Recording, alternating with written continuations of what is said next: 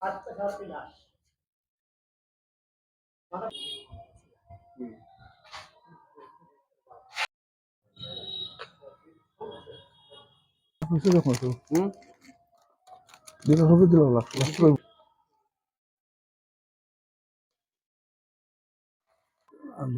Railway division demand and development committee উদ্যোগে আজকের আলোচনা সভাটা চলছে।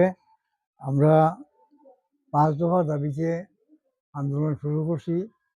5 দফার মধ্যে হচ্ছে ধর্মনগরের রেল ডিভিশন স্থাপন, ধর্মনগরের রিক্রুটিং বোর্ড স্থাপন, তারপর ধর্মনগর রেলগেটে আমাদের উড়ালপুলের প্রতিষ্ঠা করা, তারপর ধর্মনগর থেকে বর্ধা কাঞ্চনপুর হইয়া জাম্পইতে রেল লাইন সম্প্রসারণ করা, ধর্মনগর থেকে কৈলাসহর হইয়া কমলপুর খোয়াই হইয়া আগরতলাতে প্রস্তাবিত রেল লাইনের কাজ শুরু করা এবং ধর্মনগরে কেন্দ্রীয় বিদ্যালয় স্থাপন করা। এই 5 দফা দাবি নিয়েই আমরা মূলত আজকে আলোচনা শুরু হয়েছে। এর মধ্যে কেন্দ্রীয় বিদ্যালয়ের স্যাংশন আমাদের হাতে আইছে।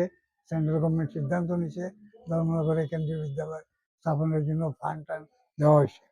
অন্যান্য দাবি নিয়েই আজকে আলোচনা চলছে এবং আমরা আগামী দিনে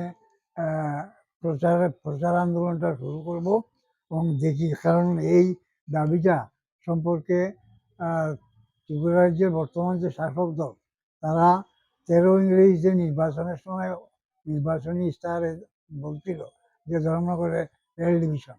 তারপর 15 সালে যখন মিউনিসিপ্যালিটি ইলেকশন হইল, তারা লিডার্সরা আইয়া এখানে প্রচার করলেন যে ধর্মনগর ত্রিপুরা রাজ্যে বিজেপি রাজ স্থাপন হইলে পরে ধর্মনগর রেল ডিভিশন হবেই, ইত্যাদি ইত্যাদি দাবিতে তারা অনেক কথাই বললেন।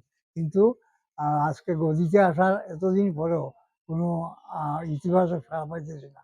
আমরা এই ব্যাপারে প্রধানমন্ত্রী থেকে আরম্ভ করে প্রধানমন্ত্রী, রেলমন্ত্রী, রেলওয়ে ম্যানেজার, মুখ্যমন্ত্রী, ইভেন বিজেপির যে কেন্দ্রীয় কার্যকর্তা, রাজ্য কার্যকর্তা, এদের ভিতরে সমস্ত ঘটনা নিয়েই আমরা জানাইছি যে অবিলম্বে এটাকে কার্যকরী করার জন্য, কিন্তু এখনো কিছু হয় নাই।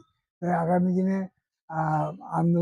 আন্দোলনের গতিটাকে আর একটু বাড়ানোর প্রশ্নেই আজকে আমরা আলোচনা শুরু করতেছি আর কি। সিদ্ধান্ত এখনো নেয়নি, আলোচনা করে আমরা সিদ্ধান্ত নেব।